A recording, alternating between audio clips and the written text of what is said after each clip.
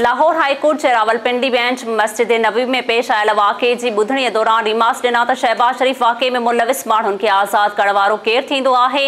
Lahore high court रावलपिंडीअ में मस्जिद नबवी में वफ़ाक़ी वज़ीरनि सां ज़्यादती वारे वाक़े बाबति शेख रशीद ख़िलाफ़ अटक में दाख़िल केस जी ॿुधणी थी। अदालत केस जी जांच ऑफिसर राजा फयाज़ ते कावड़ जो इज़हार कंदे चयो आहे त केस में नामज़द ॿिया जवाबदार किथे आहिनि, उन्हनि खे अञा ताईं गिरफ़्तार छो नाहे कयो वियो।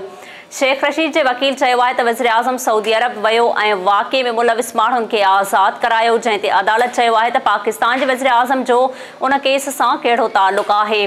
वाक़े में मुलविस माण्हुनि खे आज़ाद कराइण वारो शहबाज शरीफ केरु थींदो आहे। अदालत रिमास ॾींदे चयो आहे त सियासतदाननि खे पंहिंजी गंदगीअ खे उन वाक़े खां परे रखणु घुरिजे। सियासतदान पंहिंजे रवैयनि ते गौर कनि।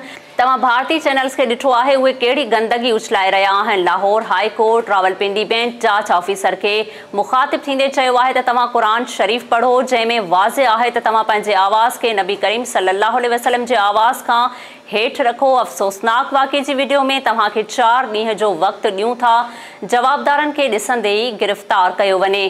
लाहौर हाईकोर्ट रावलपिंडी बेंच जे जस्टिस चौधरी अब्दुल अज़ीज़ केस जी ॿुधणी 4 नवंबर ताईं मुलतवी करे छॾी।